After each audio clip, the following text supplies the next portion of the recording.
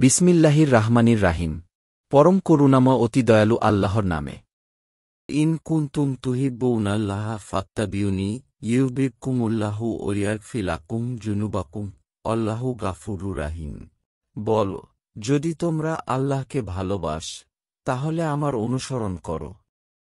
তাহলে আল্লাহ তোমাদের ভালোবাসবেন এবং তোমাদের পাপসমূহ ক্ষমা করে দিবেন। আর আল্লাহ অত্যন্ত ক্ষমাশীল, পরম দয়ালু। কবুল আত্তিউল্লাহ রাসূলা ফাইন তাওয়াল্লাহ ফাইনাল্লাহ লা ইউহিব্বুল কাফিরিন। বলো, তোমরা আল্লাহ ও তার রাসূলের আনুগত্য করো, তারপরও যদি তারা মুখ ফিরিয়ে নেয়, নিশ্চয়ই আল্লাহ কাফিরদেরকে ভালোবাসেন না। ইন্নাল্লাহা আস্তাফায় আদামা ও নুহা ও আলা ইব্রাহিমা আলা ইমরানা আলাল আলামিন। নিশ্চয়ই আল্লাহ আদম, নূহ ও ইব্রাহিমের পরিবারকে এবং ইমরানের পরিবারকে সৃষ্টিজগতের উপর মনোনীত করেছেন। যুরিয়াতাম বাদবুহা মিমবাদ আল্লাহু শামিউন আলিম।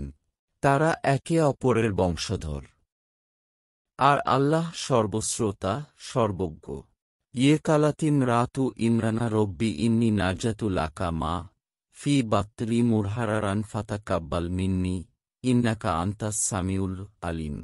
যখন ইরমানের স্ত্রী বলেছিল, হে আমার বর, আমার গর্ভে যা আছে খালেসভাবে আমি তা আপনার জন্য মানত করলাম, অতএব আপনি আমার পক্ষ থেকে তা কবুল করুন।